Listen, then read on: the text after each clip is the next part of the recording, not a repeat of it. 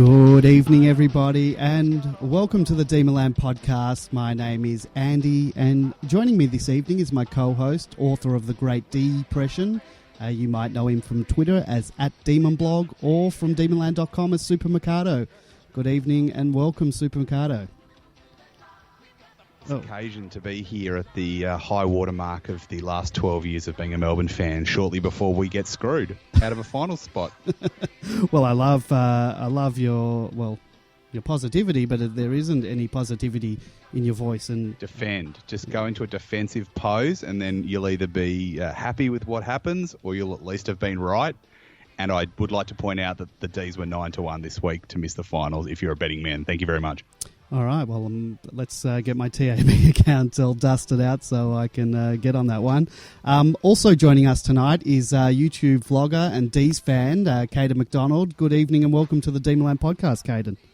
G'day, guys. I'm a little bit more optimistic. I think we might be able to just sneak in, but I appreciate you guys having me on tonight. Not a problem, and we will go into. So I hope, Caden, you've done all your ladder predictors because we're going to pull all of them out later in the show.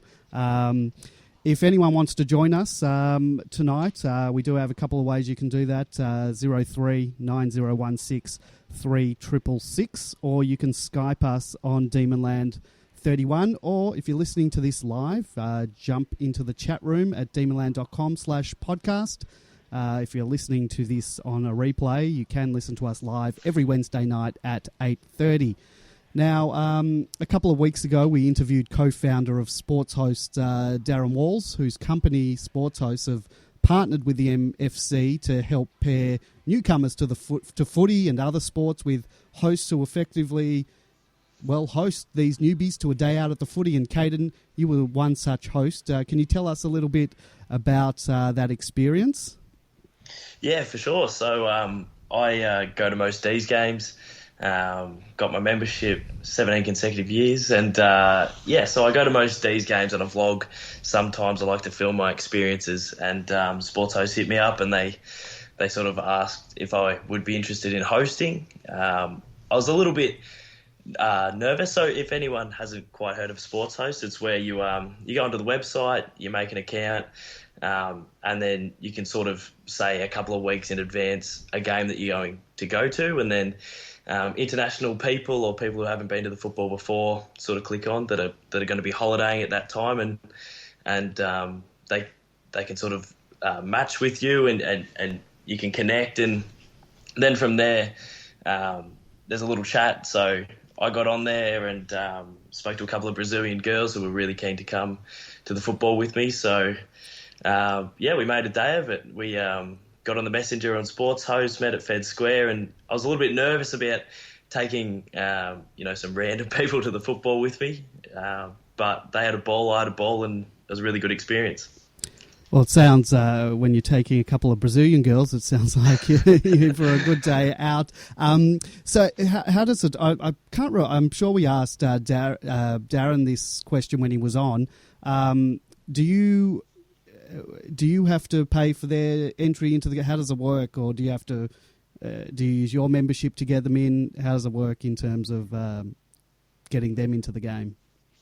I'm not exactly sure. For me personally, I had a couple of spare memberships. We got a whole family of Dees fans that don't get to a game every week, so that's how it worked out with me. I'm not sure normally if you would go buy tickets together, but it was very interesting taking someone that doesn't know anything about football to a game. There was a lot of questions they were asking that were making me sort of laugh. Like they were sort of really questioning the pink people running on the ground every 5 minutes, and I had to explain that they were runners, and I'm not sure what their jobs are anyway, but I had to try and explain to Brazilian people that have never seen the game before what they do, and there was a lot of different things that happened throughout the day, which made, I don't know, mate, it was the Saints game where we lost in frustrating circumstances. So despite the loss, I walked away having a pretty good day.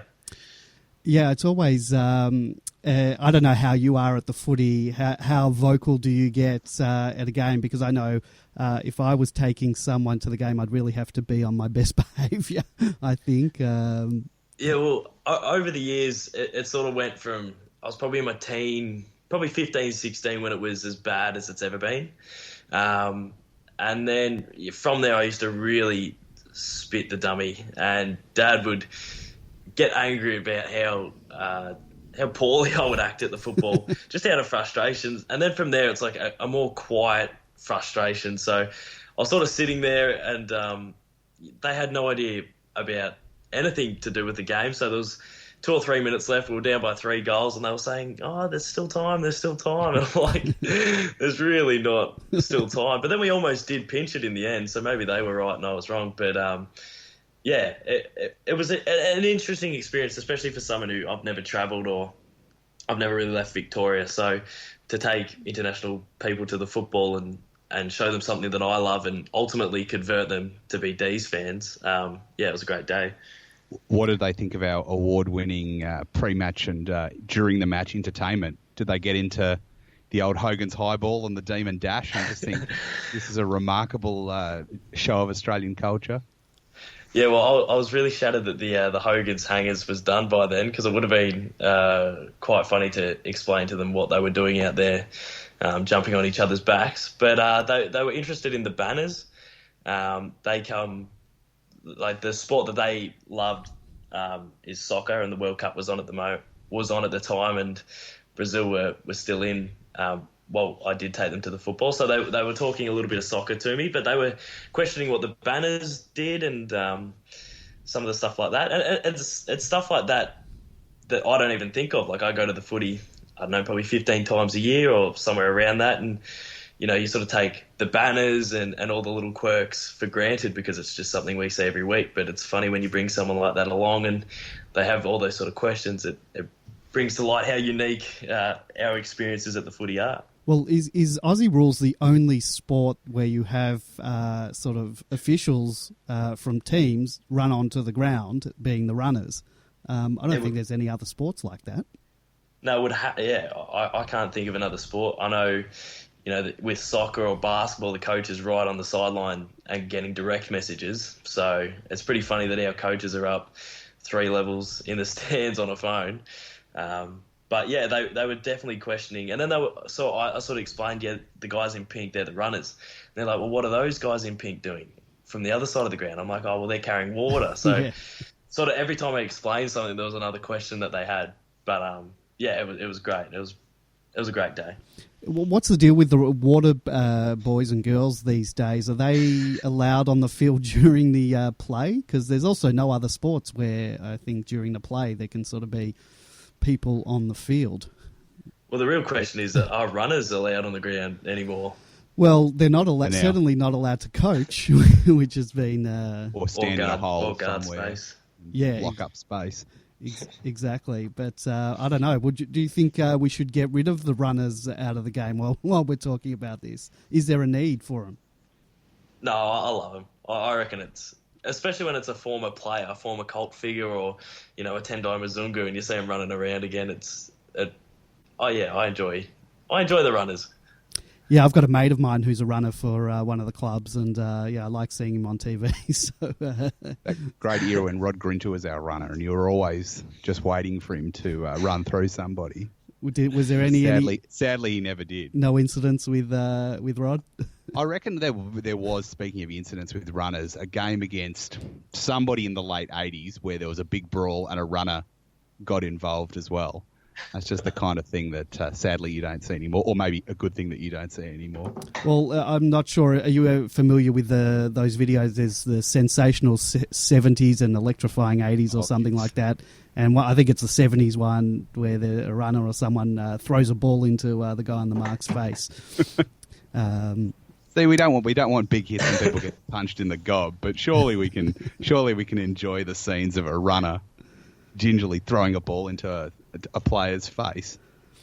What did your guests think of the physicality of the game? Obviously, soccer, you see players going down without even getting touched. They must have been quite impressed with some of the biff at AFL.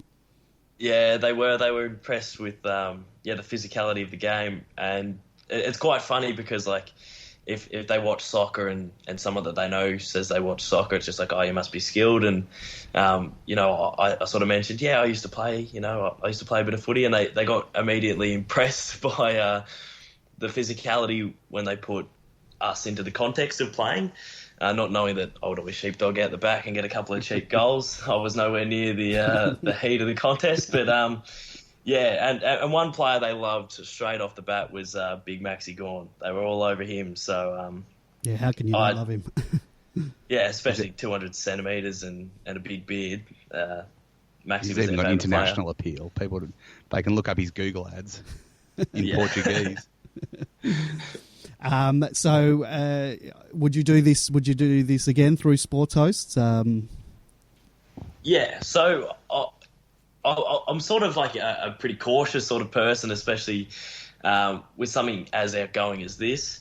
It was one of those things where I sort of had to block out any worries or any thought, like what if we don't get on? What if I drag this person to the football and they don't like it? What if they don't speak English and it's a bit awkward? So I sort of blocked those worries out, met up with them, and once I met up with them, it was it was just great from then. I'm still in contact with them since. So it is one of those things where, I was a bit cautious to do at the start, but I loved ever since, and I think I will do it again. I had such a ball. Well, it sounds like a very good experience. So if anyone does want to, host someone, an international guest at one of these things, they can just get on the Sports Hosts website. I think it's sportshost.com.au. And put your name down, and it's good to have a good experience like Caden did at the footy. Give him a Dees scarf and hopefully get a couple more memberships. Well, that's good. Yeah, that's what I like about this. I'm hoping there's a good conversion rate to into members down the track. So it's really good initiative that they've done with, and I'm really happy that the Melbourne Footy Club sort of got on board early, and hopefully it can be a success. Yeah, for sure. Now, speaking of successes, the game this week, Super Mikado, how did you feel after the first quarter? You must have been licking your lips, 9 goals. You're probably the person to ask. Records, I believe it was a record or equal record for the Dees? It was the equal 4th best first quarter we've ever had, and the 2nd biggest first quarter lead we've ever had. Both of the top ones of those are a North Melbourne game in 1972, I think round 6. I'm just going to look it up here, where we kicked about 11 goals to none in the first quarter. And I did see a couple of posts on Demonland from people who were there that day in 1972 saying there was a howling gale to one end of the ground, which probably explains why they only managed to turn it into a 108-point win rather than the absolute slaughter it could have been. So it was 11-7 to 2 points in the first quarter.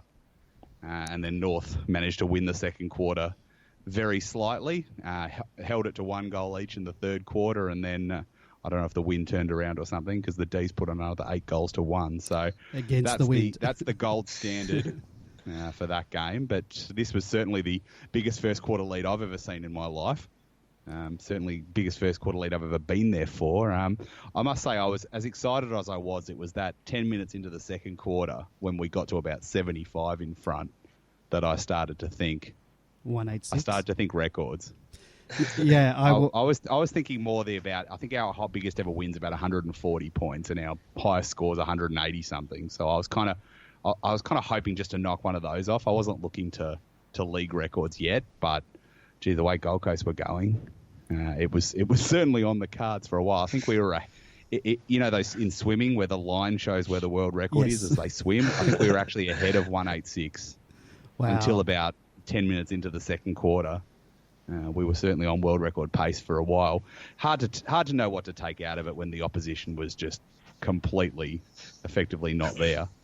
Like I think I said in the blog, they weren't just undermanned; they were unmanned. There was just no resistance at all.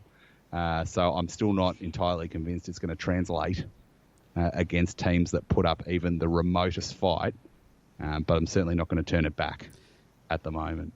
Yeah, it's very hard to sort of gauge anything from the match, as you said, when you sort of dominate like we did. it even gets to the point where people get a little bit greedy. I heard people on the train, I read on social media, we won by 100 points effectively, and people were disappointed.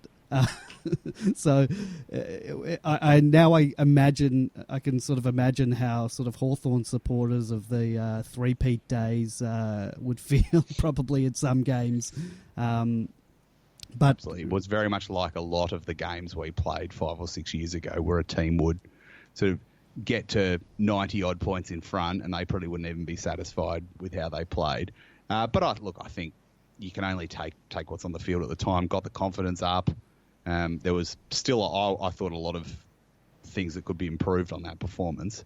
So they're certainly going to have to do that the next 3 weeks. I thought, it's just in terms of Gold Coast, at times they were double teaming Jesse Hogan, and then there were times when there was like no one on him. So that back line, like I'm not obviously an expert on the Gold Coast Suns, but I don't think that really any of their first choice defenders were playing, because there was a couple of blokes who really looked like they were trying their best, but they were not suited to be playing in an AFL against the highest scoring team in the AFL. On that stage, there was one bloke in particular who, in the last quarter, Hogan took a mark on him, and just the look on his face was just like, get this game over with. I can't do this anymore. So I think we've all been there. We all know how it feels. You had to feel for them when Peter Wright took that mark right at the start, and we probably all went, oh God, they're going to beat us.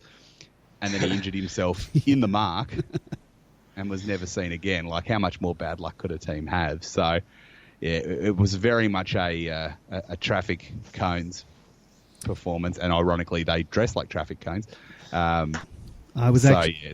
We really need to turn it up against the Swans. You're not going to get away with that kind of performance against a real team. No, definitely not. Boys, what did you think? I'll ask you, Caden, first. vandenBerg's return, how did you think he went? Yeah, it was sort of one of those ones where it was sort of like for like. So Melksham was out and vandenBerg came in. It sort of felt like almost, just like a player for a player. And then when he came in, I thought he played pretty well. I love, like he's one of these players. Like I remember a couple of years ago, we picked up your Matt Jones, your Harmsies, your Hunts, your vandenBergs, and it was all sort of off the back of like your Mitch Clisbys and a couple of others. So like, I didn't think he would be a player that would stick around, and I didn't think like a Harmsy or a Hunt, who have turned into like in our best 22 type players, would be around by this stage. So it was funny how important he's made himself in the 22 over his short amount of games. So then, like 2 years down the track, like people were missing him and really looking forward to him to come back. But I was really hoping he'd snag a goal early, because that would have really lifted the fans at the G. Yeah, every time I really loved when he came onto the ground, the crowd roared when he got his first touch, and I was just waiting. He did everything possible to not kick that goal. He just couldn't slot it through, and that would have brought the house down. Super. What did you think of it? Well, I thought, the crowd reaction, people were 3/4 of the way through going right off before he didn't get the goal. They were poised to go right off for him. Look, I thought fine performance, no drama at all. Again, it's hard to judge when you're playing a defence that was just completely just lacking in players. Look, I would obviously have Melksham back. Yeah. In his place, or potentially Kennedy Harris's place, if Melksham's fit.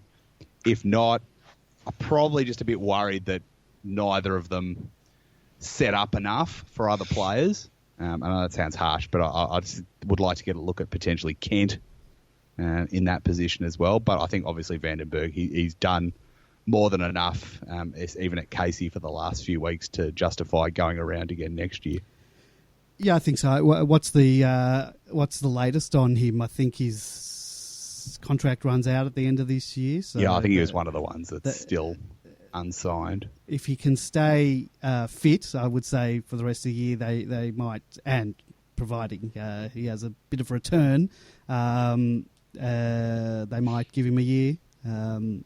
I think so. And look, you've already got obviously Harley Ballich's retirement has opened one spot on the senior list. So realistically, trades aside and potential free agents aside, that's only 2 players who we absolutely have to take off the list. I suppose you have to have 3 draft picks. There's probably 3 we have to take off the list. But Ballich has already taken one of those spots. So there shouldn't be too much need for bloodletting at the end of this year. I think for the first time in a while, people who get delisted will probably feel unlucky to go and not have had their chance that a few years ago.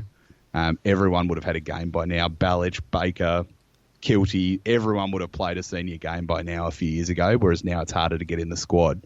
But I think vandenBerg certainly, even if he doesn't play the whole year next year, what a big body to have in reserve. And obviously he can still play in the midfield as well as playing in that forward role as well. So I don't think there'll be any drama with him getting a new contract.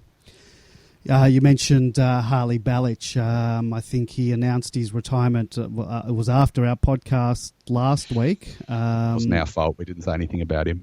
Put that on the record. So, I mean, it sort of came as it came as a surprise. I was hoping at the beginning of the year that he would have broke into the team, but obviously the passion wasn't there, and I think he had been dropped from the Rezzies. I think he didn't turn up to a training session, so I think maybe the writing was on the wall then that something was up. And I think it's just fair enough. If you're not interested, then it's better to go and do what you want to do rather than hanging around and trying to force yourself into it. There was a few pretty harsh things said by people at the time, like, he's taken a spot someone else could have had on the list. And it's like, well, he played 3/4 of the year on Casey Fields, which is like one step from being in Antarctica. Yeah. It's not like a guy. I know a few years ago, and I won't say the name, we had a rookie who was drafted and then pretty much straight after the draft said, I don't want to play. And they eventually convinced him to come, and I think he played 1 season as a rookie. Now that is where I can see something to that argument. But a guy who's played 3/4 of a season in a very successful team, and just puts his hand up and goes, look, he's only had a 1-year contract anyway, put his hand up and just said, don't bother. I haven't got the passion for it. I think good luck to him, and I hope whatever he does from here, whether he even just gets into suburban footy or if he just dumps the whole thing and goes off and does something else, best of luck to him. Yeah, I agree. Votes, look, we can talk about performances, but I think given the opposition, it's hard to take anything out of it. Clary, clearly our best on ground, doing fairly well in the coaches' votes. I would like to provide a dissenting opinion on him being our best on ground. Now, again, I don't want to argue with the 2 coaches who both gave him maximum votes, but I thought both Hogan and Salem were better on the day, and Oliver has still got a commanding lead in my Player of the Year award, so it's certainly not a surprise anti-Oliver viewpoint. But I just thought that he was a bit untidy with the ball in hand. Kicked those couple of goals, kicked a goal which was really good. Kicked that beautiful kick to Spargo running into the square, but I didn't think he was in our best. I thought he was in our best. I had him 5th best overall. Interesting. I must say I had perfect vision of that kick that he absolutely put down Spargo's throat. And had Spargo not been there, that was a goal. 100% that was a goal. And it was a great setup by Petrarca. Before that, the kick to Oliver was great. It was just a perfect piece of play. And even let's remove the opposition. They practically were removed anyway, but just no matter who that was, I think that would have worked against any opposition. Christian Petrarca started to sort of lift in the past couple of weeks, past month. Quite happy with the way he's going about things at the moment. He's doing some really nice things. Won't quite call it his breakout year yet. I'm still waiting for a little bit more, but I'm very, very happy where Christian Petrarca's at the moment. Well, he kicked 2 set shots in a filthy wind going across the ground, so that was a good sign because he's had a few struggles there this year. So, but just in general, yeah, I agree. I think he had a down point for a few weeks there in the middle of the season, and now he's really back to contributing, and he'll need to be at or near his best for the next 3 weeks because the quality of opposition is going to go through the roof pretty quickly. You mentioned the wind. I do believe that had a big impact on a lot of our, not only the kicking for goal, there was a lot of times when the ball sailed over the heads of players, and that was purely wind-related. I thought it was just bad kicking initially until I realised that the wind... Well, I was sitting right it was coming right into my face because where I was sitting. And I was looking at the flags, and when I got there, I thought, geez, this is going to wreck us kicking a big score today.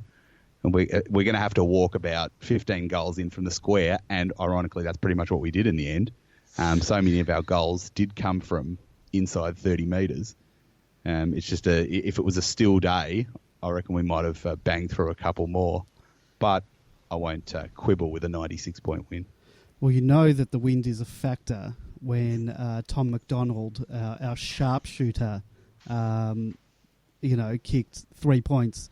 And I got a theory about it because I reckon he's a dead-eye dick when he's kicking. He's got that robotic thing that just the balls go straight.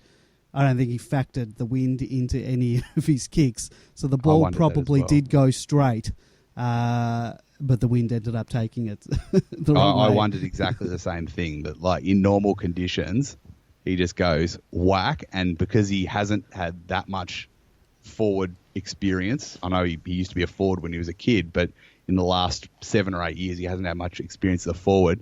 I agree. I reckon he just didn't factor that in. And it was probably his worst game as a forward that he's played since he went into that position, actually. But even then, having played not a great game as a forward, he still ended up with 3 shots on goal. So it shows that he's a very much a viable target. Still took 11 marks. And I saw some loose talk about putting him back this week, and I just think that's robbing Peter to pay Paul. I'm very much happy to give Frost the first crack on Franklin, and obviously if that goes south, then potentially we throw MacDonald down there as well. Yep, no, I agree. Wait, I've got a question has come in through Skype. I thought I had a call coming in. All right, well, actually, someone's asked a question, but it's something we're going to talk about a bit later on, so we'll talk about that later. Christian Salem, you mentioned. He's really now stepping it up quite a bit in Hibbard's absence, so... what did you guys think of that, Caden? I think he's one of those players that when he's got the ball, you're excited as a Dees fan. Like for a long time, especially like the McDonald's off the back line or players like that, it was sort of like, where is this kick going? But when Christian Salem's got the ball in his hand, he'll take a minute, he'll be composed. He's really strong, so he looks like a little fella out on the field, but he rarely gets tackled when he's got the ball. So, he's just playing such a good role, and now he's starting to find the footy as well. So he's clean, good decision maker, and it's just good having him off that back line for sure. And if I would agree that in Hibbard's absence, he's had to stand up because I think, as we discussed a couple of weeks ago, the remaining defenders, apart from Frost, who's a bit see ball, get ball, thump ball as far as possible, there's not playmakers amongst them. There's not a Hibbard, there's not a Hunt. So someone has to step up and do that. And I think Salem's been really good the last few weeks in doing that. I thought some of Frost's kicks were a little bit better this week. We've been critical in the past of exactly what you just said, but he did hit a few targets this week, so I was happy with that. Well, like I said a couple of weeks ago, I think that's you've got to pay a couple of dodgy kicks for what you get for him as being that speedy defender that can close people down, put pressure on people on the run.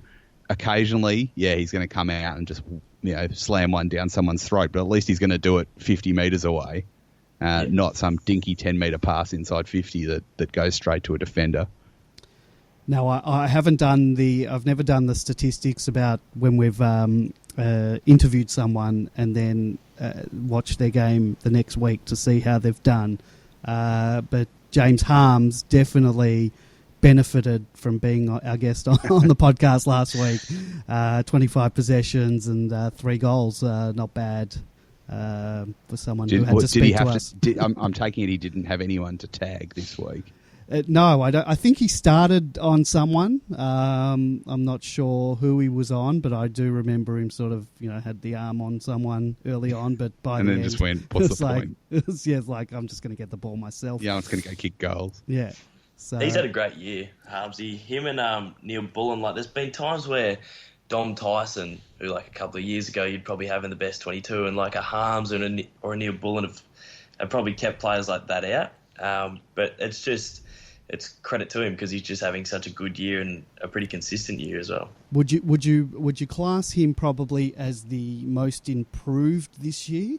And I'm putting obviously Fritsch being a new player, his best first year player, but Harmsy, who's been around for a while, is he most improved of the guys that have been around for a while?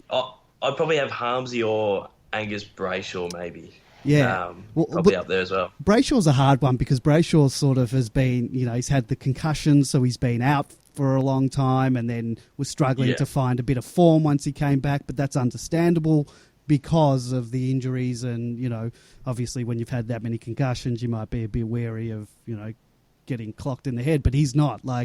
There was that kick from Fritsch that it was a high ball into the middle to Brayshaw, who then kicked it high into Jesse, who palmed it off to Jeffy. That ball was, he was looking up, he was running towards the goal with the ball, had to look up. There were 2 Gold Coast guys coming at him. I don't think they were ever going to get him, but still, when you've got 2, in your peripheral vision, you got 2 guys coming at you. He didn't take a sideward step. So for a guy who's had those concussion issues, just got guts galore. And it's not the first time this year he's been set up with a deadly kick and has just committed to it 100%. Yeah. Yeah, he did it against Adelaide a couple of weeks ago where he just went back with the flight. And as a Dees fan, even with the helmet on, I'm still a little bit worried when he does stuff like that. But I think he's slowly getting more and more confident in himself that he can, put his head over the ball and he's not going to get concussed every time, so which is good. Yeah, his poor parents just must hate going to the footy. Yeah. I thought at the time when I remember that kick because I read something about his mum, was really upset and had to actually go to therapy to deal with watching him play again. Hypnotherapy. And with that in the air, I thought, bloody hell, the mum would have been, that prick actually came out after what else happened, but just knowing that the parents were really struggling with that, and thinking, Jesus, she must have been stressed about that. And then, you're on the way home and you see what happens in the other game. It must be hard work for their mum to, be watching footy. Yeah, I can't, now I sort of know. I remember playing footy myself. I remember all the mums that come and watch and, have to see, every now and again someone would get knocked out.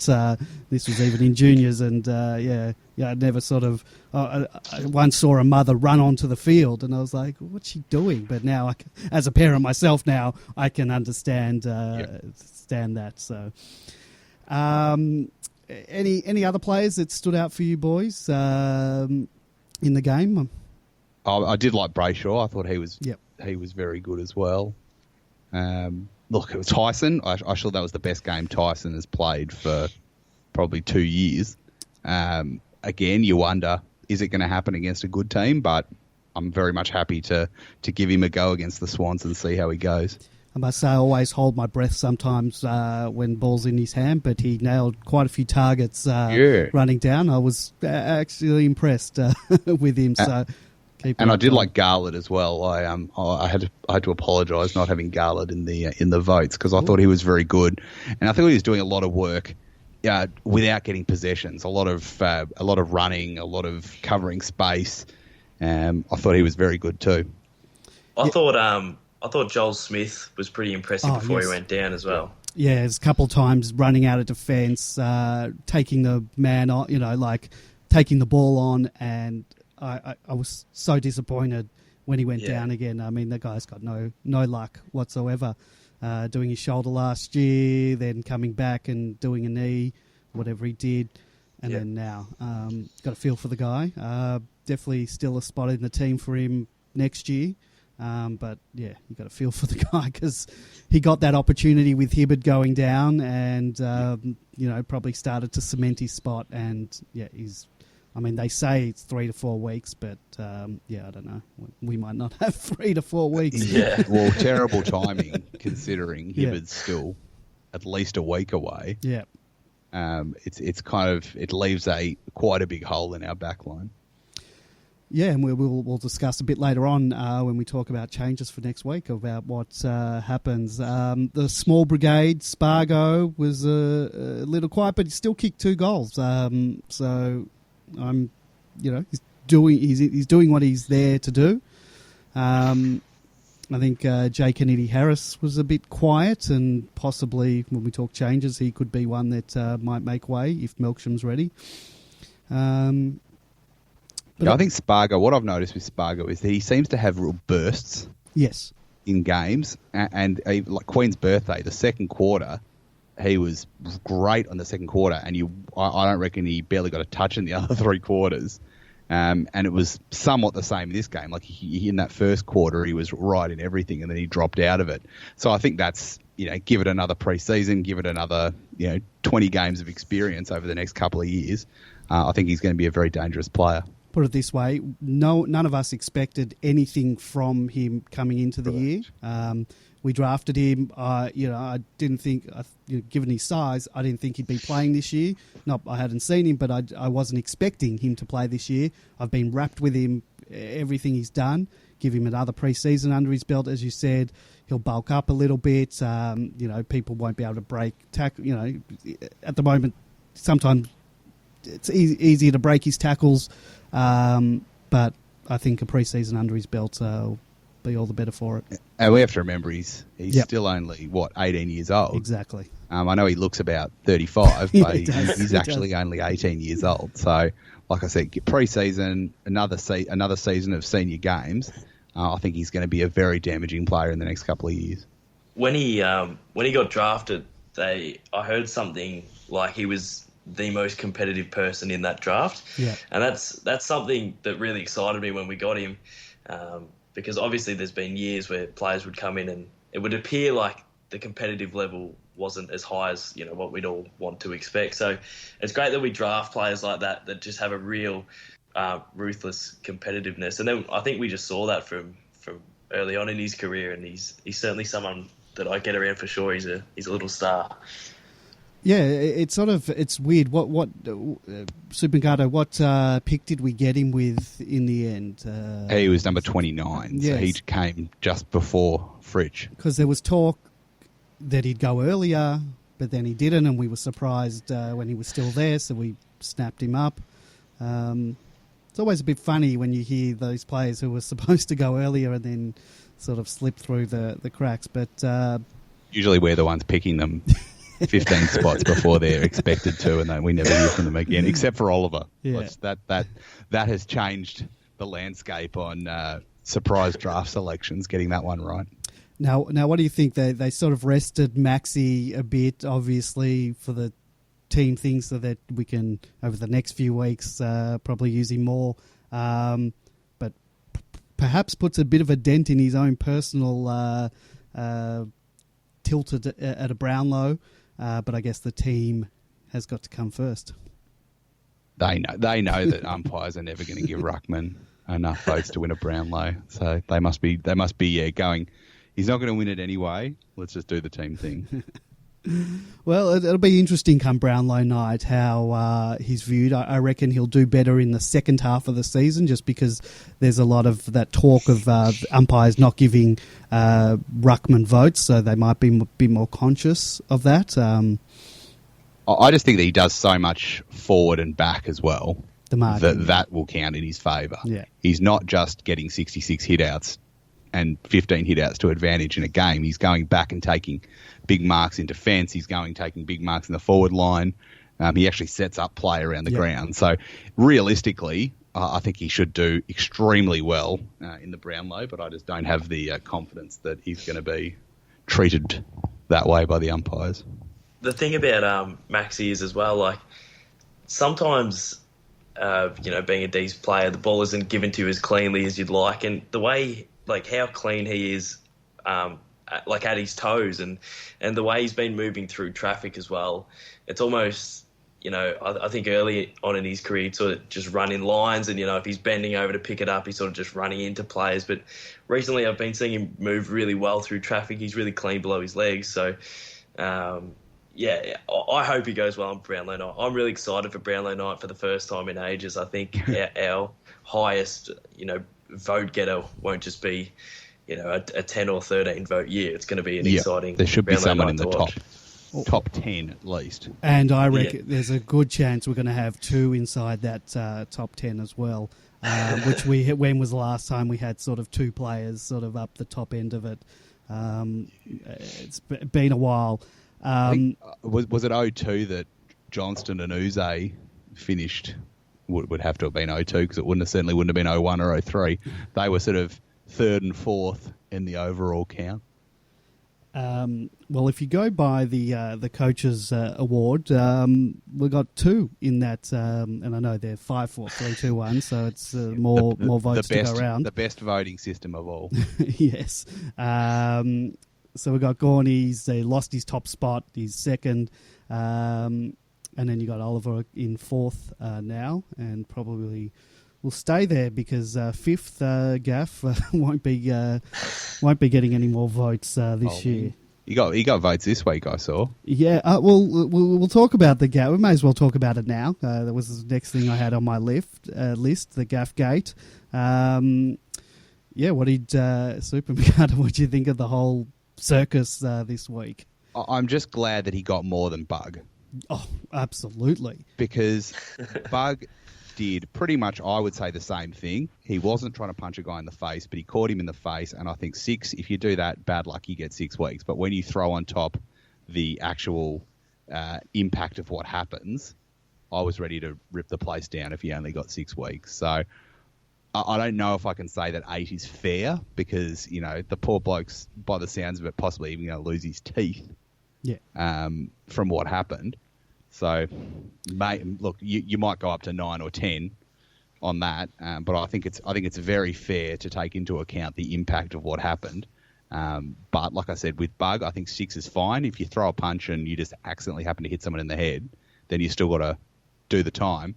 But that bloke played the next week, and this guy is going to have his teeth replaced. So maybe 8 is a bit under, but at least it was more than Bug. They've got to take into account what happens to the what happens to the victim. If he's missing the rest of the year, that's got to be factored into him. If he's playing the next week, that's got to be factored into it too. Yeah, and when you're busting people's teeth and not to mention broken jaws and stuff like that, like you just, I think it's. I'm not going to say 8 is fair because it possibly could be more, but I would say at an absolute minimum, 8 was the minimum you can give someone for that. And I didn't like how Bug was sort of used as a yardstick. I didn't mind it being used as a yardstick to say, well, Bug did this and the player played the next week. He got 6, so then it has to be more.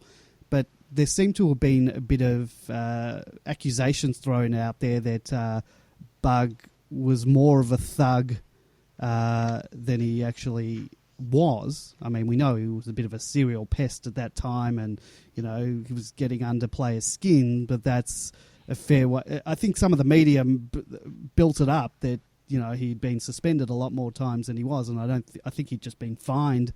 I'm not sure he ever actually has been suspended. No, I know he got fined for running in and pushing Jack Rewald over while he was being attended to by trainers, which was a bit nasty. But I'm not sure he actually ever had been suspended at the time.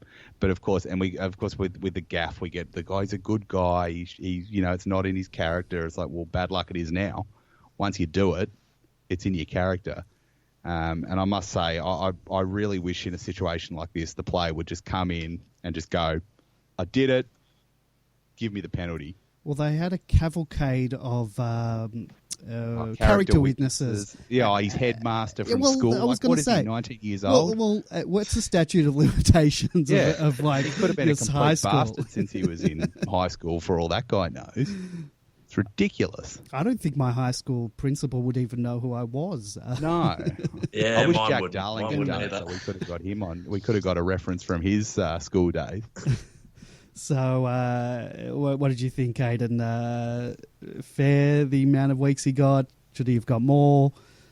Yeah, well, it was just such weird viewing. Like, we sort of chucked it on after the Dees game, and the game was sort of over, and one of my mates was just about to drive to Melbourne, and because I was just down in Geelong for the weekend, and he was just about to leave, bags were packed, just about to go. Game's over, no point watching the end, and then all of a sudden, Gaff's clubbed Brayshaw, and we all sort of sat there and thought this will be an interesting 40-odd minutes of football. I think the good guy thing can come into it.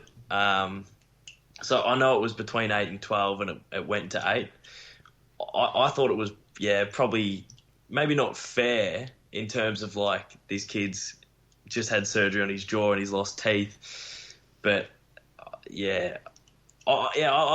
was like, I wasn't upset that he got 8 in the end there. But it'll be interesting if we do get Gaffy or something like that does transpire, and how he would go about chatting to Angus, I guess. Well, I think Angus would get over it pretty quickly.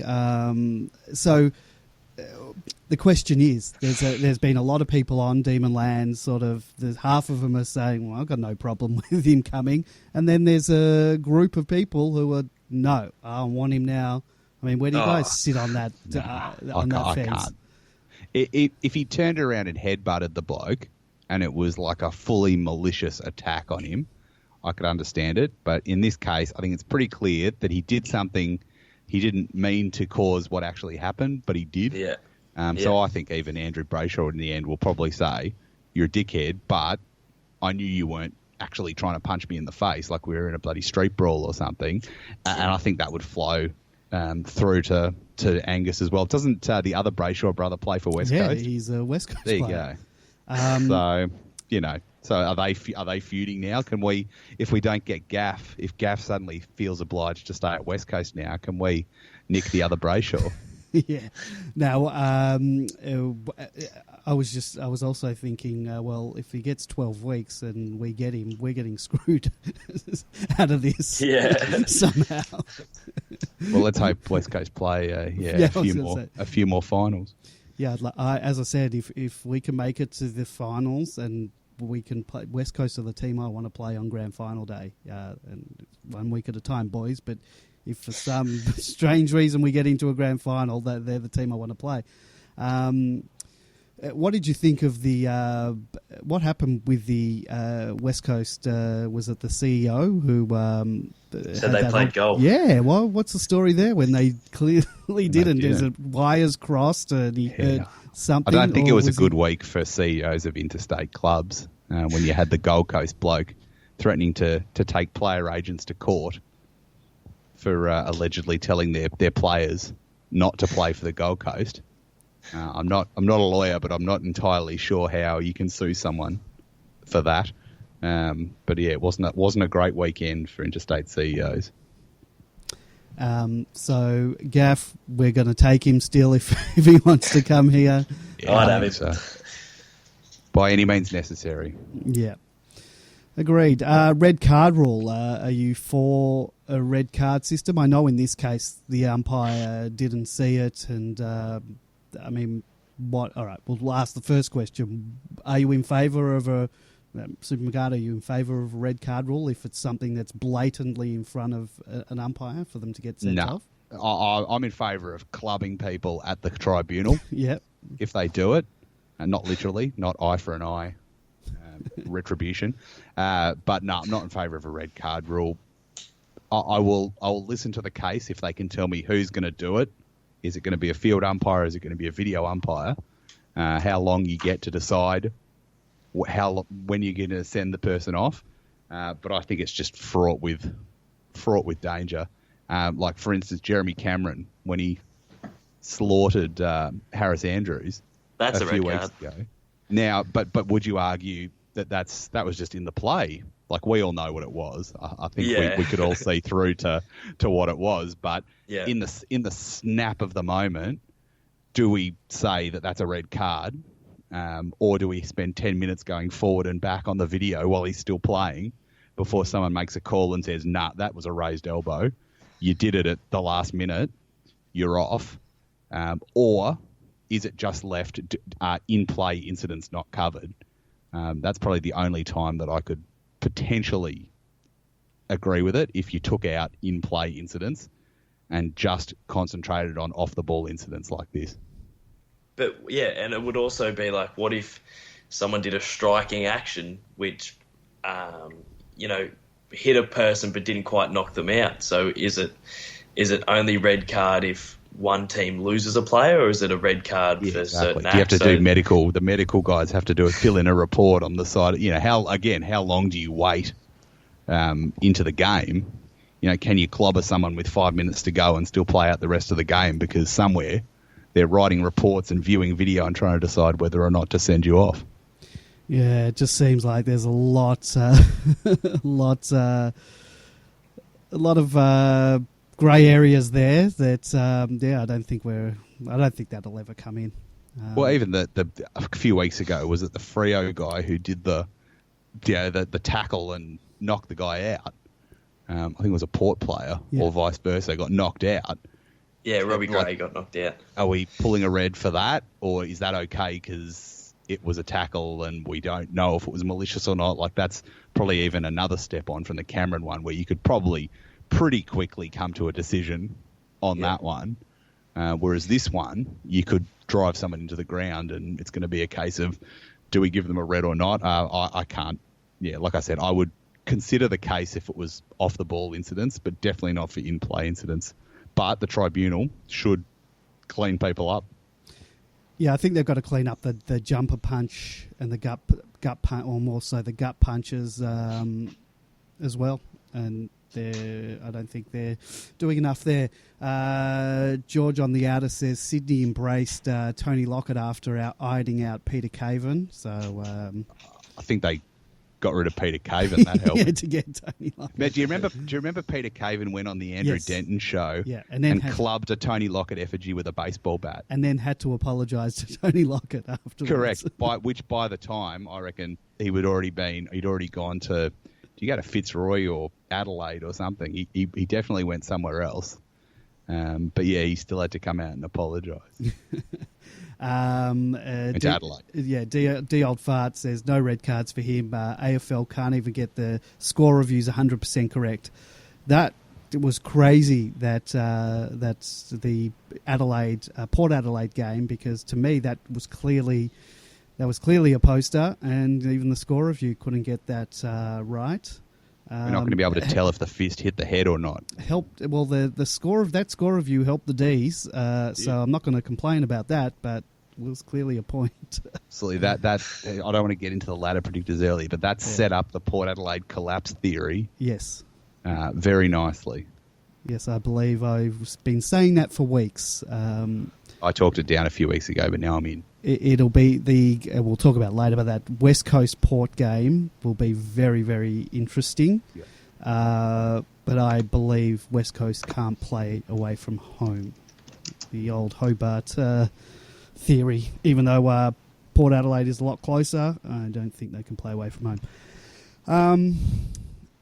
Casey, Supercardo, did you see any of the Casey game this week? No, I didn't. Don't know if it was televised, but I know they thumped the Northern Blues by about 90 points. So like the seniors, it was pretty hard to take anything particular out of it. I did see Cameron Pedersen had a truckload of touches, which is interesting for the potential of him coming in for Smith. I'm a bit concerned about putting someone in as sort of who's really an emergency option. But at the same time, we probably are in that situation, having lost Lever, Hibbert and Smith, that we're down to the emergencies. So he could do a job, and he could also be good insurance if we do have to send MacDonald back. Then he could go forward instead. So I wouldn't be entirely surprised if we did that move. Drunken 167 was going to call in about Casey, so if you are, and he was in the chat room earlier, if you do want to give us a call in and just give us a quick rundown on any of the Dees listed players that could potentially come in, give us a call. You know the numbers, or if anyone else wants to give a call, 03 9016 3666. I do have, he's calling in now, or Demonland 31. Drunken, I hope I got the sound up. Good evening, how are you? Good evening, guys. How are we doing tonight? Doing really well. It's been a long time. Where have you been? Each week we get to the Casey report, and none of us have seen the game, and we're waiting for you to call in, and you haven't called in. I'm sure you've been sorry busy. about that. I accepted a new job a couple of months ago, and I've been working a lot of night shifts, particularly Wednesday, so that's my bad. Well, how dare you work for a living? So what can you tell us? Who stood out in this game? Obviously, Pedersen with the 31 possessions. Where was he playing, by the way? Because he has been playing in he defence. played as key defender the whole game. Wow. So that's But Interesting. just to preface, it was against Carlton, and they had lost actually a couple of their gun midfielders just before the game started.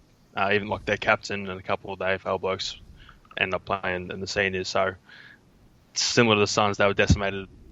Well, when you say gun, how gun were they? Well, their captain, their VFL captain, was out of the game. Who else was out? And then I can't remember the other two, but there were two of not like senior Carlton players, but players that were like the regular midfielders for the Northern Blues. So it was no surprise that we destroyed them. So Pedersen, like as I said, it was easy, but they played with either 4 or 5 forwards for the whole game, so he was just able to mop it up every time the ball come anywhere near him. It's interesting that he's been playing in defence, and we've sort of noted that for the last couple of weeks, because obviously they're sort of keeping him as that in that role just in case things fall down in the seniors. We've got another big man we can bring in defence. And they are. Yeah. in our defensive stocks. Yeah, so exactly. So like Goody has said in a presser that because our backline has suffered a couple of injuries, that they needed to improve that depth a little bit. And so they put Pedersen back for the last 2 months. He's been playing in defence, and his form's been great. So I think if they are looking at bringing in another proper defender, I'm pretty sure that Pedo will get the gig. How did your brother go this week? Yeah, their deck was out of the Melbourne listed players. Deck was probably the second best on behind Pedo. He had the job of basically shutting down Casbolt for the day. Is Casbolt playing in their twos? Yeah, he's been hasn't been in the best of form. I think he's been playing the twos for a few weeks now. So deck started. So we won the toss, which means we had the wind in the first quarter. So deck started in the back line, and then after about a minute, Casbolt drifted to the Carlton defence, and the runner come out and said to Deck, how about you just follow Casbolt and stay with him the whole game? So when we were when Declan was forward and when we were against, he was defending, so he just stayed down the one end the whole game, basically staying on Casbolt the whole time. So manning him up when they were going forward, and then making him accountable as a defender when we were going forward, and Deck was all over him. I think Casbolt, a quick look at my stats, Casbolt only had 8 touches of the game and was scoreless, where Deck had 14 touches and kicked 2 goals on him. So he there was one particular play, it was right at the end of the game, only a couple of minutes to go, it was on the wing. Casbolt had a good 2 or 3 metres on Deck, and he was completely out of position. Deck managed to close the gap, get the spoil in, and then affect the mark, and then as the motion of him affecting the mark, ran in front and managed to kick away, and Casbolt just sort of stood there and couldn't really do anything. I think that probably says more about Casbolt than Deck, but no, he was very good in the weekend. Nice. Nice. So I don't know. Do you reckon? I saw in the chat room someone asked the question whether you think he'll get another contract coming into next year. What are your thoughts on that? Yeah, someone asked me this during the week on the forums, and it's hard for me to not be biased, but I think he really deserves another contract. Like, my fear is because he hasn't debuted yet, and this has been his second year, that they won't give him another contract. But he's the last 2 or 3 months, he's consistently been the best for the Melbourne guys in the twos. He's played on a few of the AFL listed boys. So a couple of weeks ago, they had a good win against Geelong in the curtain raiser, and he played on buzzer and kept buzzer to 6 touches and no goals. And he started the season slow because he had a couple of injuries and stuff, but he's finished really strongly. So I really, really hope they give him another contract. I think he deserves it, and at least I want to see him at least debut and to see if he has what it takes at that level, because it would pretty sucky if he doesn't get a debut if they delist him. And I think if Lever's going to be out for at least the first few weeks of next season, it's good to have another defender in the bank, just in case. Yeah, I think so too. And like as I said, he hasn't been playing bad footy. He still seems to be improving, and I think that's what Melbourne look for. So as long as you're improving, they'll sort of keep giving you a shot. And I guess some of the other players that it's sort of important for us to look at. How did Hunty do this week? So watching the game, I didn't really notice him a lot. He had 21 touches and 7 tackles, which is a decent game out, especially coming back after, I think it was a 6-week injury. But good, he said during the weekend, from just my observations, he definitely needs at least a few weeks to sort of get back into form, because he's been out of form. And like, I love Hunty. Like, when he's up and about, he's one of my favourite players to watch, but he has been out of form this year, and so I think it's going to take him a couple of weeks, especially after the injury, to sort of put his name back in for selection. So who comes in for Smith? Is it Pedersen, or is it someone like Josh Wagner? Yeah, so it really depends what they do. So if they want another true defender, Peto's form has just been too good not to play him. But others they've talked about swinging a few into the back line, so maybe Fritsch goes back and they can replace him. So if Melksham still isn't right, I think Kent's might be a possibility. He was the carryover emergency on the weekend, and his form before that was pretty good. Wagner was pretty good on the weekend. He had 23 touches and 11 tackles. So that was a very strong game. But I think, yeah, Melksham, Pedersen and Kent are probably the 3 ones that might come in. And how about our forward brigade in the twos? How's Smith and Wiedemann tracking? Yeah, Sammy had a great game. 24 disposals, 2 goals. He went to the ruck a little bit after King went down with a knee injury. 7 marks. I thought a few of his marks and a few of his leading, again, it's against Carlton, and they were horrible. But no, Sammy was good. And Tim Smith, I'm just looking at his stats. Yeah, so yeah, about the same. So he had 21 touches, 8 tackles himself, and a couple of marks. Didn't kick a goal. Because he was good, but not up there with the best of them. And Wagner's brother, I noticed he kicked 4 goals. How's he been going the last few? I've noticed his name pop up a lot in the bests the last few weeks. I was gonna talk about it. I have absolutely no idea why the Kangaroos delisted Wagner. He has been unbelievable in the twos. I'm pretty sure he'd be favourite, if not close to being favourite, to win the VFL West and Fairest this year. He's been unbelievable. I said he had 26 touches, 10 tackles and 4 goals. That is like an unbelievable performance. And he's been doing this consistently all year.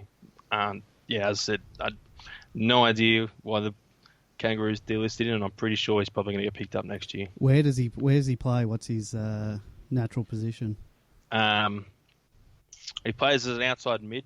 He sort of rotates half forward, midfield, half back.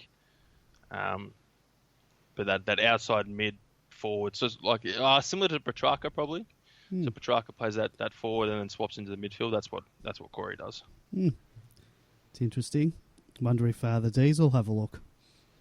It wouldn't surprise me. Like, honestly, the way that he's been playing, I'm pretty sure a lot of clubs will be looking at him. Interesting. Anything else? Anyone else stand out? Just quickly look through the stats. So, Kingy unfortunately went. I'm not sure the severity of it. He hurt his knee in about third quarter. I haven't seen anything on the Melbourne website or anything in the media just describing how bad his injury is. So I heard not too bad. on Misson's injury report, they said it wasn't an ACL. So I guess that's a good thing. I can't remember. Baker as well. Yeah, well, that was disappointing. Hamstring, yeah. So because obviously he's had a pretty good year, and people were thinking he might get a debut. But to see a fairly severe hamstring injury, hopefully he doesn't miss too much because we could really use him in the VFL final series coming up. Well, they're saying 6 weeks. So how many more weeks to the VFL are there? Same as the AFL? Yeah. So they got 3 weeks, 3 rounds of the season left, and they don't have a bye coming into finals like the AFL do. So it's going to be very tight if he actually comes back and plays or not. Yeah. How's the depth at Casey, given that now Joel Smith's going to have to be covered as well? How much have they got in reserve to cover the AFL players? Yeah, I think Casey will be fine. The VFL listed boys themselves are very good. They've got Jay Lockhart, the Tasmania boys playing very good. Machaya had a very good game on the weekend, and there's still a few boys. Angus Scott, who was a regular the last few years, he didn't play on the weekend, so I think Casey will be more than fine coming up into the end of the season. I saw Mitch Hannon played, but didn't look like he had 18 disposals. So coming after a couple of weeks on the sidelines. Yeah, he started, his first quarter was very, very strong. I watched him, he had the first clearance of the game and a few marks and a few really good touches out of the centre. And I thought, okay, he's going to have a great game, but sort of quietened down after quarter time, which was a bit disappointing because when he's up and about, he's a very good player. I'm just looking at stats, but I'm disappointed to see Dion Johnston 7 disposals. We're talking about delistings at the end of the year. You'd think his name might come up. Yeah, which is unfortunate because I've said before, I really like Dion. I know, yeah. And like, he might have only had 7 touches, but from what I saw, most of them were pretty good touches. Like, they were important. But, 7, especially coming against a team like Carlton, you need to be doing a bit more than that. Yeah. All right. Anything else, Drunken? We've got one question in the chat room about Bug. How's he going? Yes, Bug. Yeah, he's sort of up and down. Some weeks he comes out and he has really good games. On the weekend, he was relatively quiet. He only had 13 touches. And watching the game live, I didn't really notice him, so I'm not really sure what's going on with Bucky. Hopefully, we'll see he comes against Sandy this week and see how he goes. Oh, interesting. All right. Well, thank you very much for the report. It's always much appreciated. Better than us just reading the match report from Casey to get all of our information. So always good to have a man on the spot. So thank you. No worries, guys. You have a good one. All right. Cheers. That was Drunken 167, brother of Demons listed player Declan Kilty. Always good for a report about Casey. So our injury list, obviously, Joel Smith out this week. Melksham, well, we don't know. It's 50-50 whether he comes back. Hibbert's still a week away. Now Oscar Baker's out for 6 weeks. And the rest of the guys of seasons. And I guess it's just look at it on the injury list. Super, how disappointed are you? Surprised about Viney? That's now come out that he won't be back before the end of the home and away season. Does that surprise you? I'm disappointed but not surprised. Yeah. I think the whole time I've been expecting the worst the worst possible scenario on that. So if he was to come back for the finals, A, we'd be in them, and B, I would be very satisfied to see him again this season. But I certainly don't want them to rush it and risk putting him back again. I can't even at the moment contemplate September action at the moment. Not because I don't believe we can make. I just seems so unnatural. Yes, so I want to sort of ask the question: if we are playing the first week of September, does he and he's fit? Does he come straight back into the team? But maybe let's not answer that question until we're actually. Yeah, well, given that we've got 3 games against decent teams, decent to very good teams over the next 3 weeks, at least we'll get, should we make it, a very good look at the players we've got now. It's not like Geelong, for instance, plays Fremantle and Gold Coast at home in their last 2 games, and they'll just pulverise both of them. How do you get a look at the finals credentials of a player in a situation like that? Whereas should we get in, they're going to have been through the fire, and we'll know if there's anyone who needs to go out for Viney. Oh, absolutely. So, in terms of changes this week, who would you see as coming in or going out? I would have had Hunt, but he's been talked down in the VFL report there. So, I'm going to do a dramatic switch from. I originally had Hunt, but now I'm going to say Pedersen. Pedersen for Smith, and then Melksham, hopefully, but if not Melksham, then Kent for Kennedy Harris. Yeah. And I did toss up vandenBerg on that as well, because it's nothing on vandenBerg's performance, but it's just, I just think that neither of those, they both play a role, they both go all right, but I just feel that we need someone who can make the play more than sort of be on the end of it or be more of a defensive player. So I could go the other way as well. Obviously, we had that talk last week about Kennedy Harris supposedly being the defensive forward mastermind. Well, so if there's something that the coaches see that's important, then I guess they could keep him in. Yeah, he's a bit up and down for me because I thought he had a great game against Adelaide. Was fairly quiet this week. So yeah, I don't know. I'm on the fence with him. Obviously, if Melksham's in, it's Melksham. If it's between him and Melksham, it's Melksham every day of the week. Caden, what about you? Well, yeah, hopefully Melksham comes back. I think he's, he can kick goals, and I don't know, he sort of plays like I'd put Hannon and Fritsch in that sort of category where he can sort of play tall and smallish, like obviously not like the pace and the tackling pressure of like a Kennedy Hunt.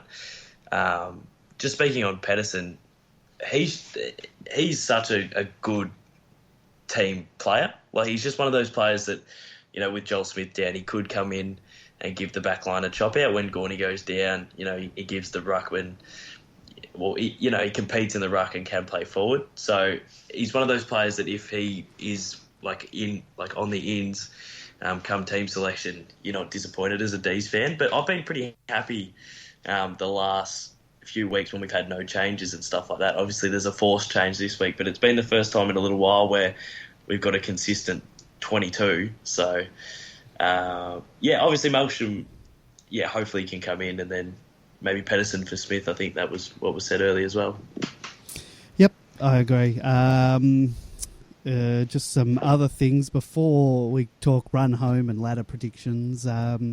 So we had a long-running thread that's been on Demon Land about embarrassing records, and as we've gone along on this rebuild, we've ticked almost all of them off the ladder. Obviously, finals is still a big one, and winning a final, and then obviously the ultimate winning a grand final. But Sydney, Supermercado, you'd know the proper stats. Our last win, I think, was 2010. The Dees are going to be something special. Game. And we really thought they were, but apparently not. So that was the last one, and we've had a few shockers. Well, in the meantime, we had a draw with them after that, so I guess that's all right. That was okay. Then we got whacked by about 110 points in Sydney, and some Irish bloke at the time of his life and kicked a couple of goals and was never seen again. And we've had a couple of other beatings against them. Yeah. Caden's right. How that was the mark. That was a great mark. Yes, but the score kept being shown in the top corner. Yes. So you didn't really want to see the mark because it showed that we were like 81-9 down at the time. And that was the last time a player got in trouble for smiling after the game. Colin Sylvia got caught. There you go. So that's probably, and not only that record, we've got a pretty poor record, not having beaten them in 7 years or 8 years coming up now. But also, Sydney's the only team we haven't beaten since the 18-team competition came in. So I think there's only a couple of clubs that haven't taken out the clean sweep of all the teams since then. We're one of them. So hopefully we can get a full set of AFL teams, all having beaten all 18 teams since the 18-team competition has been in effect. It would be an excellent time to ruin that unfortunate record, because if we don't win this week, then we are going to be digging out of ironically, when we're sitting fourth on the ladder, I think we're going to be digging out of a hole. It's a bit of a shame we don't have them at the SCG, because they've been pretty awful at the SCG this year. So, and we've been average at the MCG. We've slaughtered a couple of minnows. What's their record at the G? I know they beat Hawthorn there. Earlier on in the year. That was when that what's his name? There, his first game, Ronke. Kicked a bag. I don't know. Have they played there again this year? I know they've played at Etihad a couple of times. No, that was their one and only game at the MCG so far this year. Perfect record, great. Yep. They only scored 79, despite the Ronky Tonk man kicking 6 or 7. 7, I think he kicked, and he kicked 7 of their 12, and they still only scored 79 points. So you would like to think that if a team scores 79, we can probably score 109. But it's going to be a massive challenge. I think that the Swans have such a good top end of their team. I'm not sure the bottom end is all that much chop, but the top end certainly helps hold them up. I watched quite a bit of their game against Collingwood, and I wasn't impressed with them. I wasn't impressed with Collingwood either, but Collingwood were obviously the walking wounded. They've got quite a lot of injuries. But I wasn't impressed with Sydney, so but they managed to get the win. Nor was I. I'm concerned about the fact that Aliir is the number one intercept mark player in the league over the last however many weeks. There is high potential for us to feed him about 15 intercept marks. Well, if we just hoof it inside 50. So let's hope that someone makes him accountable. Yeah.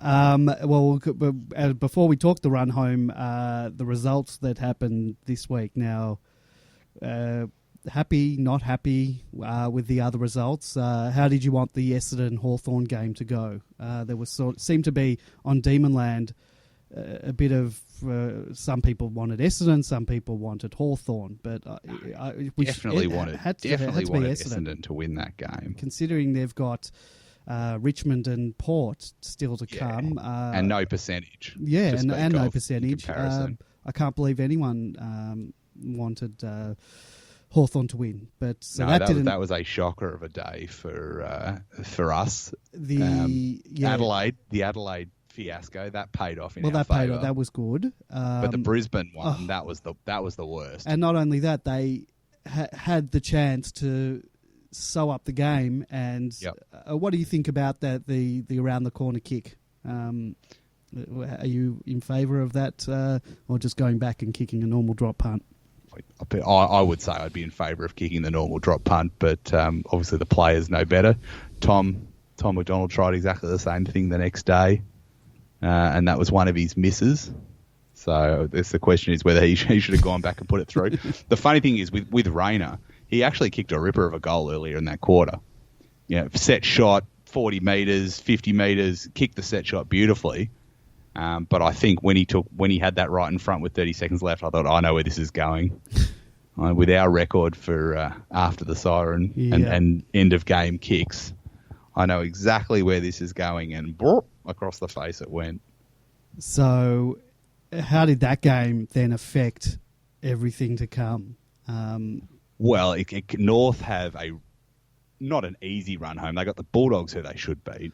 They've got Adelaide in Adelaide, which is probably a 50-50. And I don't think Adelaide are the type of team to lie down. Like a Freo against Geelong, they're just going to lie down. It would be nice if they could fire up then, because North then plays St Kilda in the last round. That's a lay down.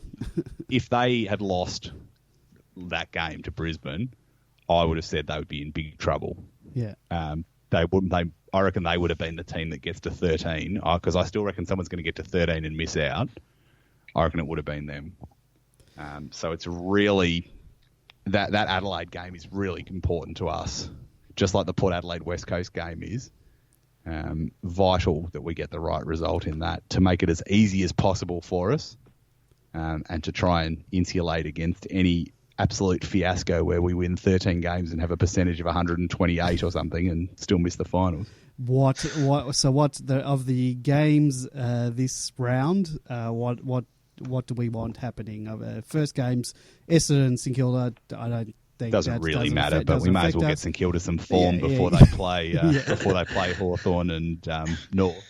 It's absolutely imperative that Hawthorn win. Would you say? Yeah. I was almost prepared to concede Hawthorn, knowing just to concede Geelong we're going to make it.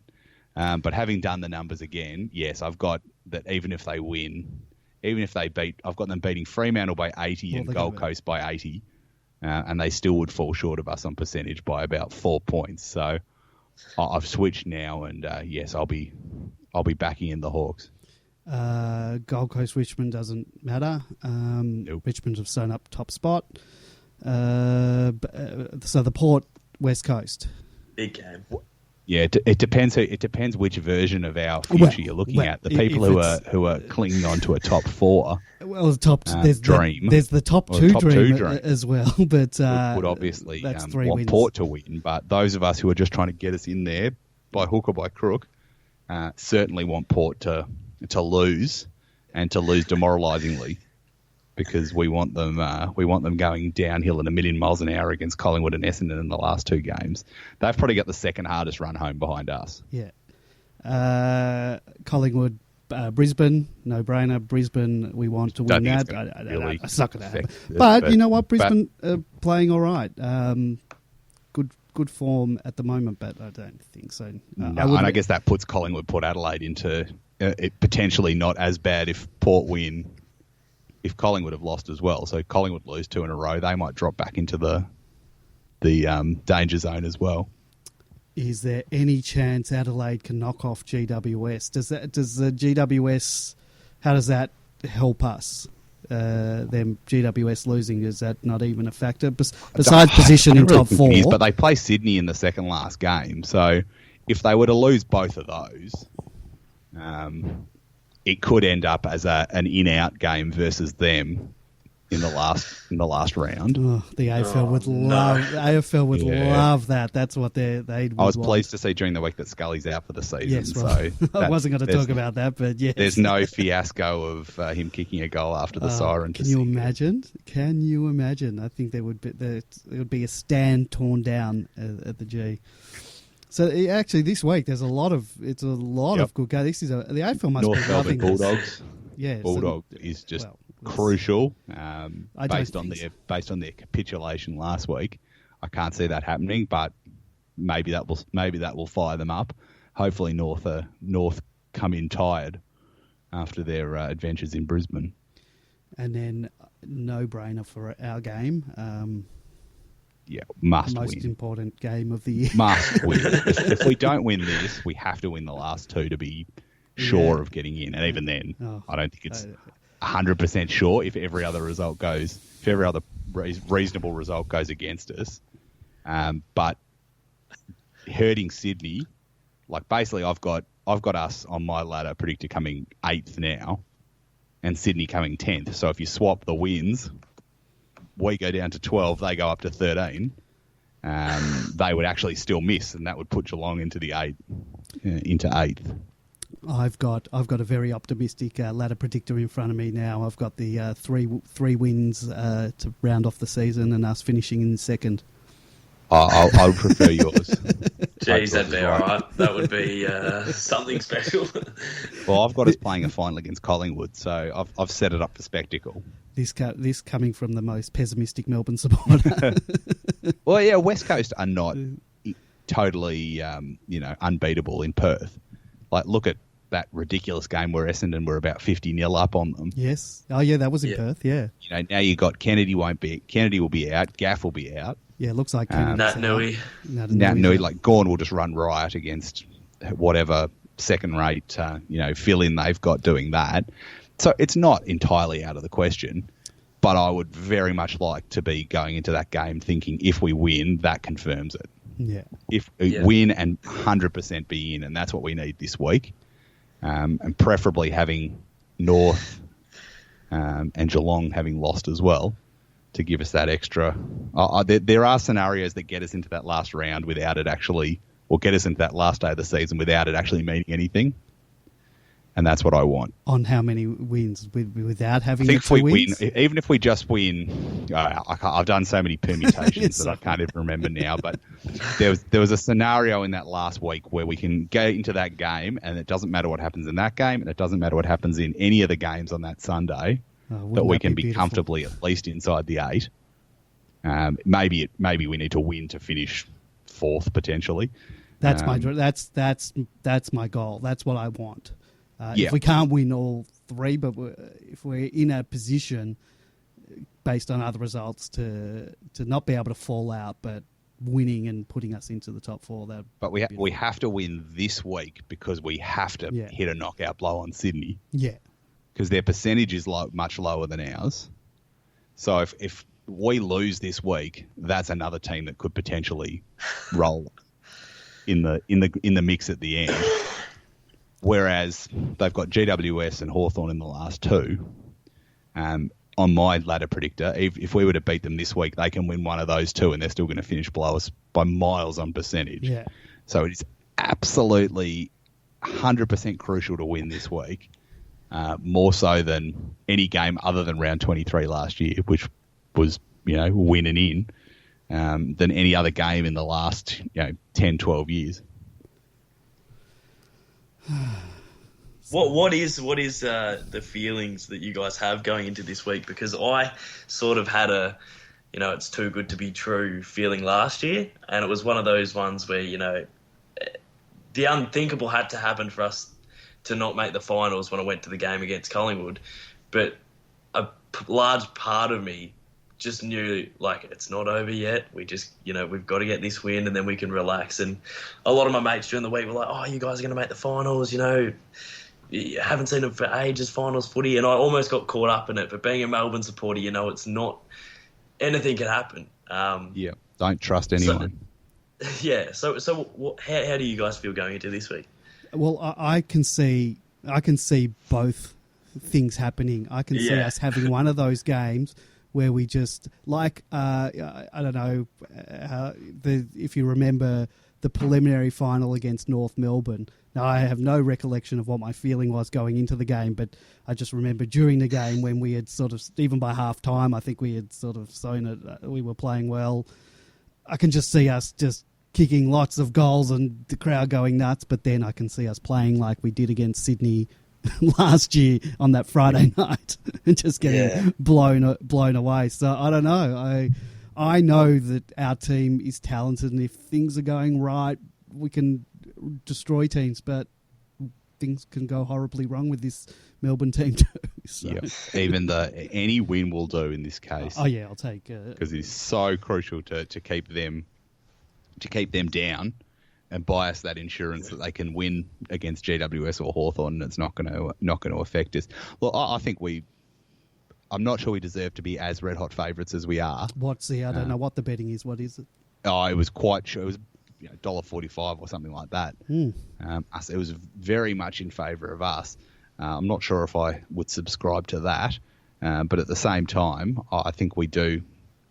We're allowed to at least think we can beat Sydney. I'm still not sure if I think we can make the finals, Still not sure if what we've seen in the last week translates to beating any of the really good teams, but this might be famous last words, but I don't think Sydney are one of the really good teams this year. So I think this is the opportunity we need to take going into the last two games. There you go. In the chat room, we're $1.35 now. All the money's coming for the Dees. Jeez. That's always a bad sign. Usually we're that kind of red-hot favourite against a team that's like 16th on the ladder, and then we lose to them. So I don't know how to take it against a team that's in top 8 contention. I'm really excited. I can't remember being in this position in a season for years and years, and it seems almost new. Like, it seems almost brand new that, we're talking finals, and even when, we're sitting 4th with 3 games to go, that is just something I've never really experienced. I'm excited for Sunday. I just have a feeling, I reckon we'll get it done. And I don't know. I reckon it might send a statement, and I hope I don't put the Moz on it or anything like that, but I'm really excited about this list, and I don't know. I just have a feeling something good's about to happen on Sunday. Yeah, I'd love to finish off the year rather than limping into finals, or even, God forbid, not making it. I want to make I don't want to limp into finals if we do make it. I want to go in making a statement, and if that means winning 2 or 3, then that's what you want to do. Yeah. But then again, I'm very... I'm not even going to talk about it. It's hard not to be scarred after last year. We've seen it all before. Yeah. Even the year before, when we were a very much outside chance of making it, we just had to beat Carlton, and then down we went to Carlton. Yeah. This will be it's varying degrees of severity, the 3rd season in a row where we've been in the mix at this time of the year, and it's going to start wearing a bit thin. And I don't think you can pin this at all on players or coaches. If this team wins, they've won 12 games. If they win 13 and miss the finals, and anyone seems to suggest that, the coach should be sacked or something, they can just be totally ignored for the rest of time. You know what? I don't think you can, because I've got a ladder predictor here where this is the optimistic one that I've put us in second. But just looking at all the other teams, you've got... GWS they're on 14.5, but then you've got 5th, 6th, 7th and 8th all on 14 wins. So if we miss the finals because there's 6 teams on 14 wins, or there's we're 13 and there's 14 above. When was the last time 8th position was on 14 wins? Has it ever happened? Well, the only team ever to... no team has ever missed the finals 2 years in a row with 12 wins or more. So I don't think you can call sacking the coach. I mean, that's like when Richmond fans wanted to kill Damien Hardwick because Richmond couldn't win a final, and it was kind of like, but you're getting to the finals. Yeah. You got to take that. You got to take the 22 weeks that lead to that final. That I know they lost one in a thriller, particularly against North. I think they lost another one in a thriller against Carlton when they blew a big lead. You can't just go, you didn't win a final, therefore we're going to sack you. That's just stupidity to me. Yeah. So I'm probably, Goodwin's now, he's done, he can't finish 50-50 or worse for his record this season. So he's going to be at least 24-20 over 2 seasons. There's things that I question from a uncultured perspective, and there's stuff that I reckon we can do better, but the record speaks for itself considering where we've come from. And then when you chuck in, 12 wins at the moment, but 13, 14 maybe for the year. But then there's been games that we could have pinched this year that could have added to that. So it's not like, we've won games but then got absolutely blown out in the games we've lost.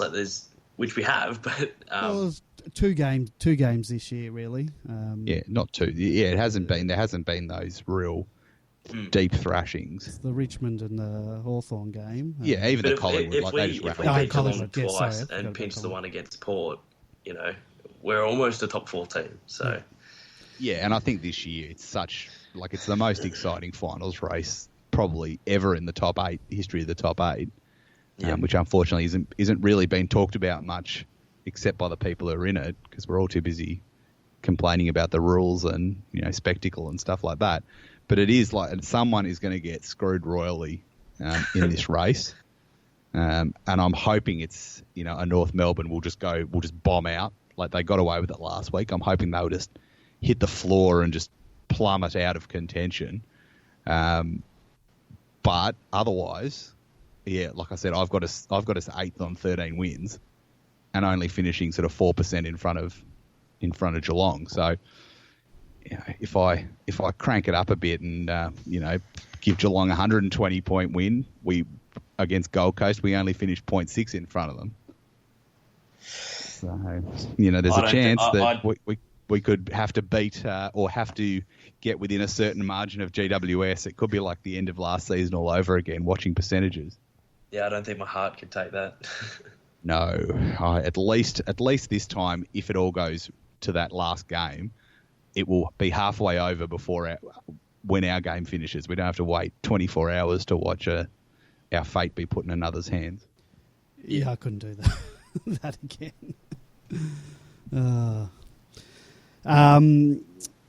Anything else, boys? I'm filled with fear, but I'm also filled with hope.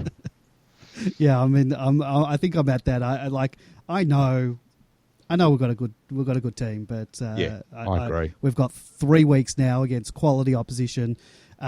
This year we've been accused like we're in the top 4, but everyone's saying, well, you haven't beaten anyone. Well, now we've got the 3 weeks to prove ourselves. And I want to get this one in the bag, and people will still say, well, Sydney's out of the 8. And that's fine. We'll say see you in September. Yeah. All right. Well, Caden, thank you very much for joining us. Do you want to plug anything, your YouTube channels or any of your social medias? I'll give a couple of things a plug. So if you just want to, if you type in Caden MacDonald, CADEN, on YouTube, you'll find a lot of footy-related content. There's a couple of AFL parodies, some songs, and some goal-kicking challenges with my mates. Or if you want to follow me on Instagram, it's KADOS38. There's some footy content up on there as well. Excellent. Super Mikado, you want to plug your usual stuff? Absolutely. You can get the blog at demonblog.com. You can get me on Twitter at demonblog. And you can go to Demon Wiki, again, for all your obscure Melbourne Football Club history-related items. As I just remembered, we didn't talk about the most important thing, and that is the appearance. The random image challenge. No. The Channel 7 show, The Front Bar, getting sloppy seconds with Alan Jakovic. Oh, yes. And Alan's going to be appearing on the Front Bar tomorrow night at 8:45 on Channel 7. So everyone, I'm sure, who's a Demons fan will want to strap themselves in to watch that one. The reason I remembered that is because you mentioned your Demon Wiki. Now, I reckon the picture that they used on social media today was definitely taken from Demon Wiki, because when you put that in there, when you put Alan Jakovic in an image search, that's one of the photos that comes up, and it's from yourself. Yep. I reckon that was one of the photos that I scanned out of the Melbourne Football Club collection. It's a shame they didn't. I've just done a search here and looking at all the Demon Wiki ones. It's a shame they didn't use the one of him in a suit and tie from his footy show ad in about 1994. That would have been a good one. That one definitely comes up. The one in the blue shirt and blue suit. Yep, and I've got him in his merchandise with Kevin Dyson, the merchandise catalogue. Caden, were you old enough? Did you see any of Alan Jakovic? Or? I've seen some of his stuff on, in highlights or in a couple of the Melbourne DVDs that I've got at home. Did he kiss his brother after a goal or something like that? Yes, he did. He certainly did. And we interviewed him last year on the podcast. He gave the full story about that, which we'd never heard before. So. If anyone listening to this podcast, get on demonland.com. On the front page, you'll see a link to that interview, and it was a beauty. And Yeah, I'm wrapped. Which was then knocked off on about 27 other media outlets. It was. Although I do notice here the West Australian not only mentioned the podcast, but they've actually they've put a clip in. Yep, and they said, the guy who wrote the thing asked permission for that, so I was happy. They even put the whole podcast in. Bloody hell, you get good from the West Australian. Yep, they asked permission, so happy to give him that. Right. Yeah, so he'll be on the front bar this week, so everyone make sure you watch that. Should be entertaining. I noticed the Footy Show this week is trying to do some 7:30 2-hour spectacular show. So do you think this is the front bar's counter-programming attempt possibly, to knock out the Footy Show special? They've gone, let's bring in the ultimate interview. Well, I noticed a lot of journos on Twitter were retweeting and commenting on it, so he's a bit of a favourite out there. The legend of Jacko lives on. And at least we know now, thanks to your good work, that he's not going to show up and be a nuffy. Yeah. No, because I was a bit concerned that I'd be like, oh my God, this guy's been my hero for 20-something years. What if he comes on and he's just like totally NQR? But he was like the most chilled guy of all time. Oh, absolutely, yeah. It was just the most natural, normal guy. And it was like, oh, thank God.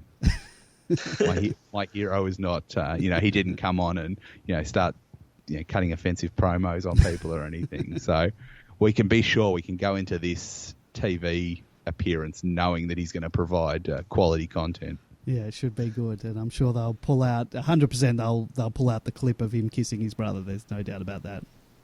Oh, absolutely. The scissor kick goal. Oh, yep. Possibly throwing Gary Pert's water bottle away. Giving the up yours to the crowd, high-fiving the bloke when he kicked the goal and ran down the fence and high-fived a bloke. Oh, great times. All right. Well, I think we'll end it on that high note. Alan Jakovic, my hero, your hero. Always a high note. Yeah. All right. So we'll be back next week if you're listening to the podcast via iTunes. Give us a 5-star review. We'll read it out on the air. Otherwise, you can find us at demonland.com, Twitter, demonland30 at demonland31, Facebook at demonland31, and on Instagram, demonland31 as well. All right, guys. We'll be back next week. Thank you. Thank you.